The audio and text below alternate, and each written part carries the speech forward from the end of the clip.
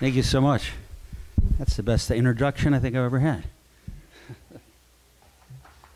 I'm a total stranger. This is a first love story. We've all got one,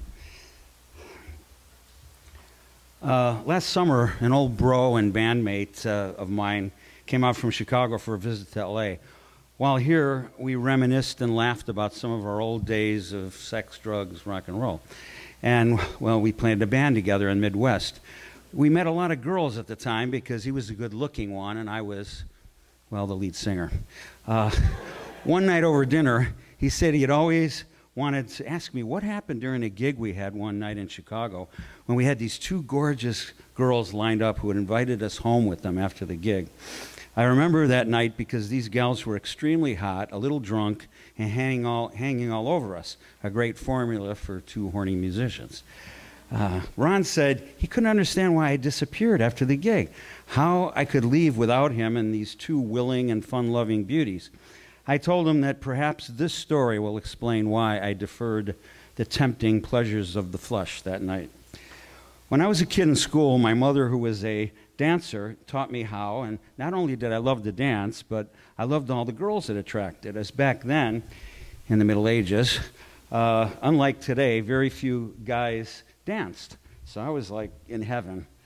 And one weekend, my partner and I won a dance contest, this weekly dance we used to go to. Afterwards, the hottest girl in the room approached me and asked me if I would show her some dance moves.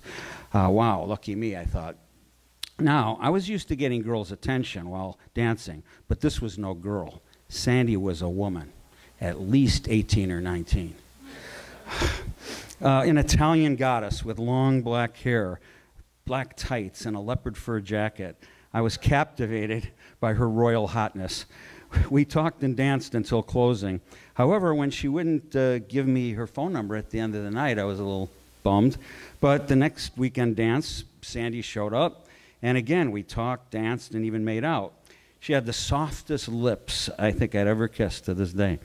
But she was secretive about herself and still wouldn't give me her number, saying she had a strict Catholic Italian family, and I never knew a woman of mystery before, so my 17-year-old ass fell hard.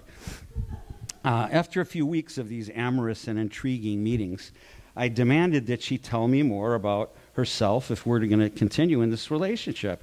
To my surprise, Sandy breaks down crying and asks me if I would leave her if she told me the truth about herself.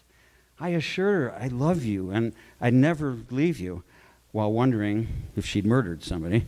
To my naive amazement, Sandy told me that she was 20 years old and she had gotten married at 16 after getting pregnant. She said her husband was becoming increasingly jealous and abusive, accusing her of cheating on him for the last 2 years, though she claimed she never had.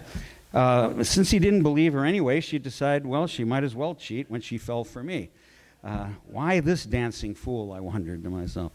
To my continued surprise, Sandy said her mother was helping her with babysitting so she could work as a waitress to save enough money to leave her husband. I had almost forgotten. She's got a 3-year-old daughter, and I promised to never leave her. So this was why I only saw her on Friday nights. I learned that that was her husband's bowling league night. But did I have the balls to, well, after discussing our options and our time frames within this potentially sinful scenario, Sandy suggested we could see each other at her place on her days off, Tuesday and Thursday.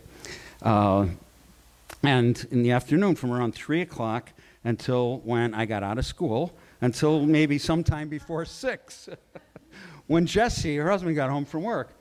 And being the dumbass that I was, of course, lacking all good judgment entirely, this horny, lovesick 17-year-old schmuck agreed to this dangerous arrangement, ostensibly to teach Sandy some dance moves and perhaps for whatever moves I might learn from Sandy.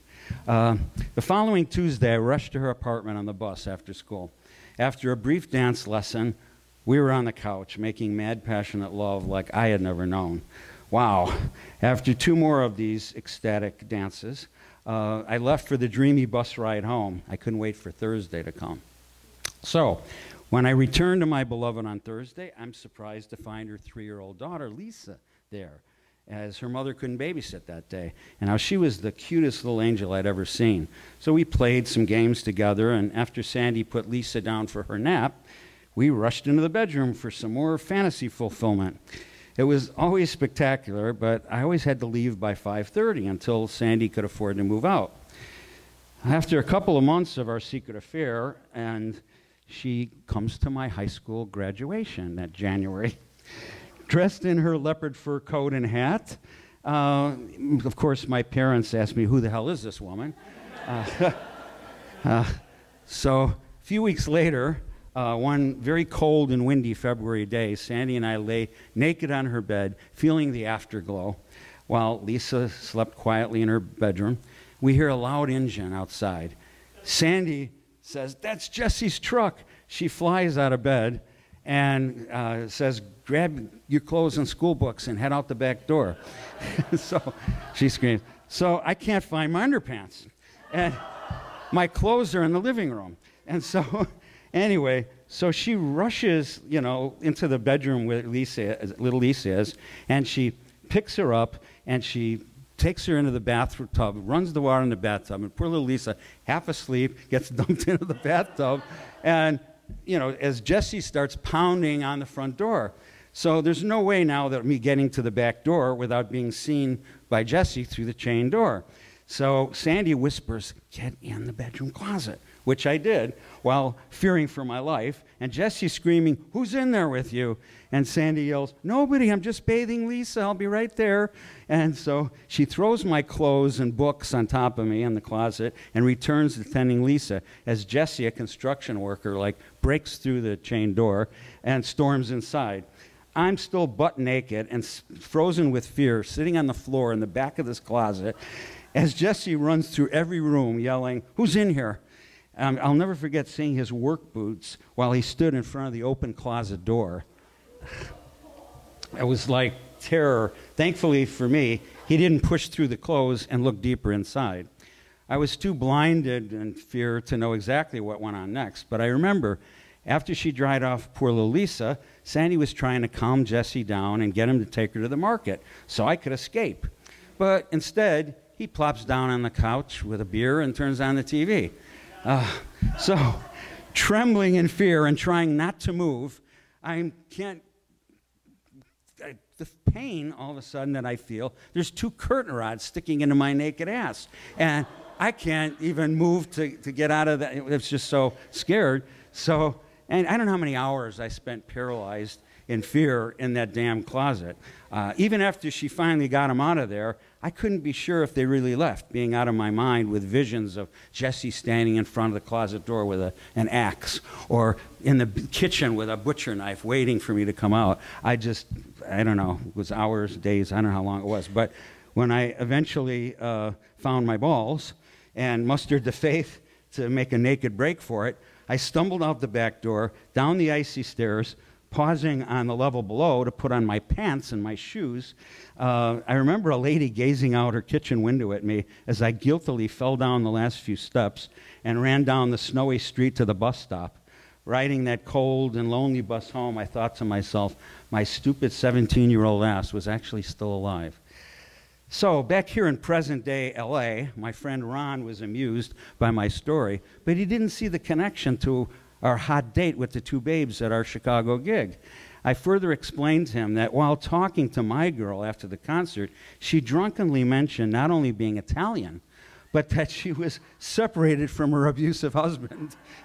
I said to Ron, "My friend, I knew in that moment I was no longer 17, and there was no way I would ever go home with another married woman again, separated or not, no matter how beautiful she is, and I haven't since I was 17.